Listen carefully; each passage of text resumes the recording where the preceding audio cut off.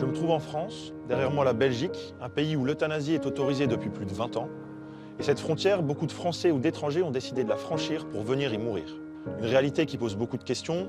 Quels sont les critères pour qu'une demande soit acceptée? Comment ça se répercute sur les professionnels de santé sur le terrain? Pour Witness, je suis parti à la rencontre de ces personnes qui ont décidé de, comme elles le disent, mourir dans la dignité. J'ai repris le contrôle de ma vie.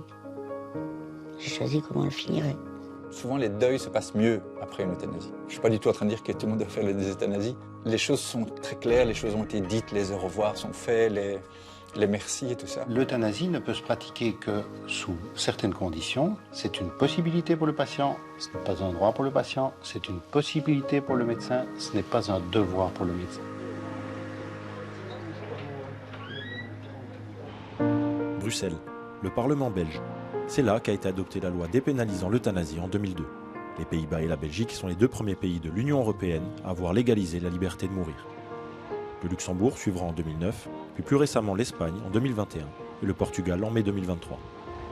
En Belgique, une particularité importante, les soins de santé ne sont pas liés à un pays de résidence. Cela veut dire que, contrairement aux Pays-Bas, un ressortissant étranger peut introduire une demande d'euthanasie sur le territoire. Rien que pour cette année, plus de 70 Français sont déjà venus mourir en Belgique. J'ai voulu comprendre comment cela se passe en pratique. Alors à moins de 2 heures de Bruxelles, dans le nord de la France, j'ai rencontré Sabine. Elle est atteinte d'arthrite chronique depuis l'âge de 5 ans.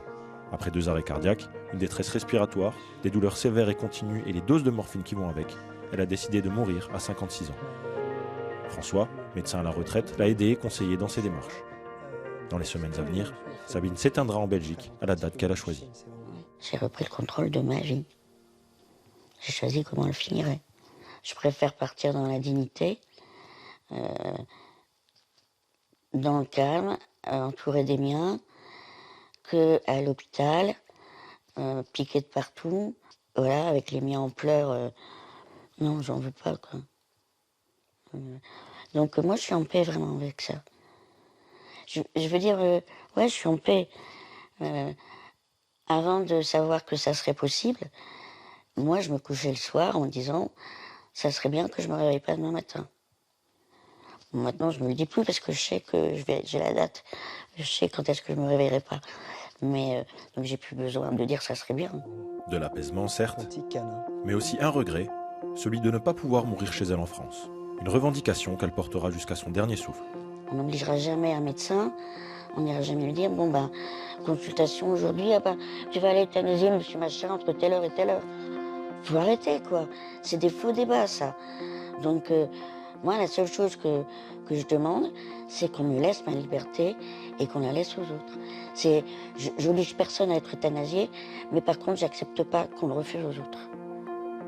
Et ça me met très en colère. Une frustration partagée par le docteur Guillaumeau. Avec d'autres médecins français, il a décidé d'accompagner des patients en fin de vie.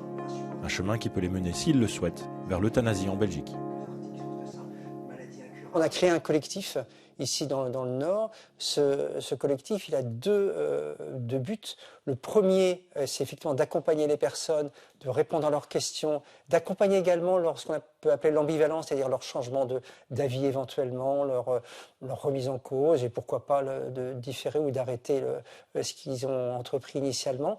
Ça, c'est le plus important, la co-construction, ce qu'on fait ensemble, les accompagner. Mais l'autre élément, c'est effectivement de filtrer, bien je n'aime pas ce terme, c'est de filtrer les demandes. Parce que, d'une part, il ne faut pas que ces personnes se retrouvent face à un non qui est effectivement très délétère sur le plan psychologique, mais il faut également éviter à nos amis, nos collègues belges, qui se retrouvent en face de personnes qui ne connaissent pas bien la loi belge et auxquelles il va falloir dire non. Ces personnes vont mal le supporter et la relation sera très mauvaise et très traumatisante, que ce soit pour la personne comme pour le médecin belge qui sera en face. De retour à Bruxelles, je vais à la rencontre de celui qui a accepté d'aider Sabine. Marc de Crolly est médecin généraliste et il est souvent confronté aux demandes de patients français. Il n'hésite d'ailleurs pas à traverser la frontière pour informer ses collègues sur la réalité de cet acte qu'il pratique depuis plusieurs années.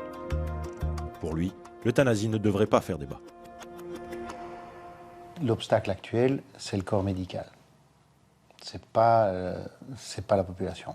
Je pense qu'aujourd'hui en France, c'est la même chose. Une grande majorité de la population aimerait qu'on puisse légiférer, aimerait que dans certaines situations, on puisse y accéder. Il y a des pros, il y a des contre. C'est pour ça qu'il ne faut pas porter ça en débat.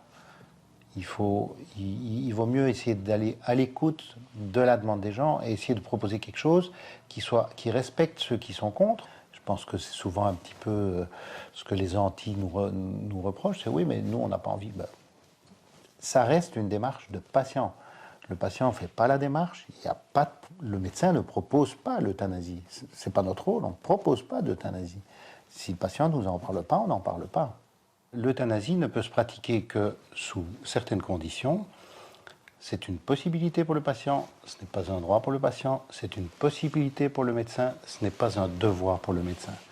Et les critères, comme j'ai dit, sont simples, c'est pathologie incurable, souffrance inapaisable, qu'elle soit psychique ou physique, et demande répétée, réitérée, consciente, sans pression extérieure.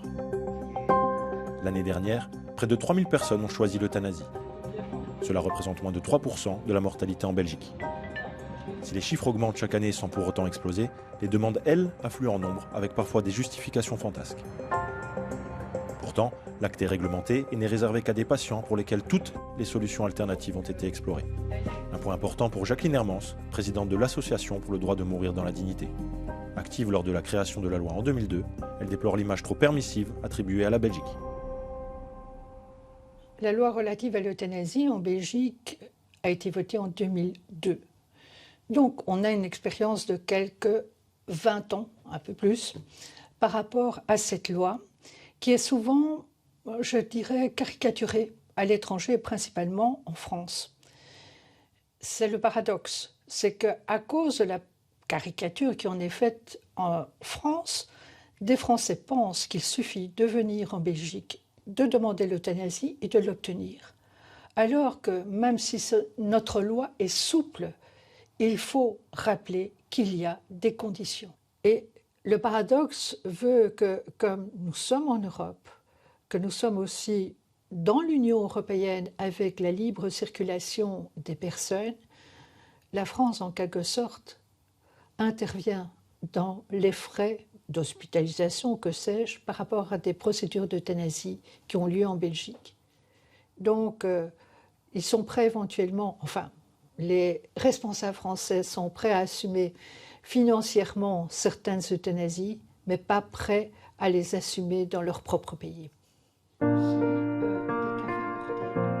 Ma dernière visite se passe à Tournai, toujours en Belgique, au service des soins palliatifs, à 8 km de la frontière franco-belge. C'est ici que se déroulent les euthanasies, et la moitié d'entre elles concernent des patients français. Si euthanasie et soins palliatifs sont souvent opposés dans le débat français, les deux sont intrinsèquement liés dans les soins de santé belges. Le docteur Delperdange, par exemple, considère l'euthanasie comme un service qui vient compléter les soins de fin de vie. Bonjour. Il propose d'ailleurs des consultations spécialement dédiées. Pour lui, il appartient à chaque patient de définir ses limites personnelles.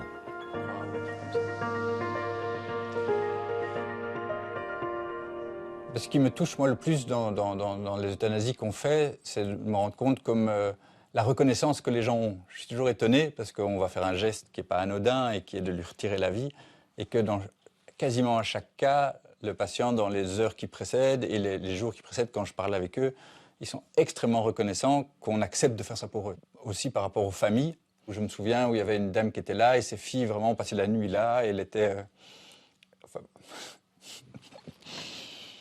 Donc voilà, il y avait un peu... les filles étaient là pour masser les jambes de la dame jusqu'au bout. Et on voyait... Souvent, en fait, ce que je voulais dire, c'est que souvent, c'est des beaux moments, en fait. C'est pas du tout quelque chose de... Même pour les familles, enfin, de triste, bien sûr, mais c'est toujours un beau moment de partage, d'émotion. Et j'ai l'impression, et je pense qu'il y a des études qui le montrent, hein, que souvent, les deuils se passent mieux après une euthanasie. Je suis pas du tout en train de dire que tout le monde doit faire des euthanasies, mais parce que les choses sont très claires, les choses ont été dites, les au revoir sont faits, les merci et tout ça. C'est parfois des moments un peu émouvants. Mais léger et pas lourd, parce que justement, il y a cette reconnaissance, il y a tout ça qui fait que, voilà, j'en parle comme ça maintenant, mais je ne vis pas du tout mal, ou je ne trouve pas ça pesant. Peut-être que si on devait en faire beaucoup, peut-être, mais à l'échelle où on le fait, ça se passe toujours bien.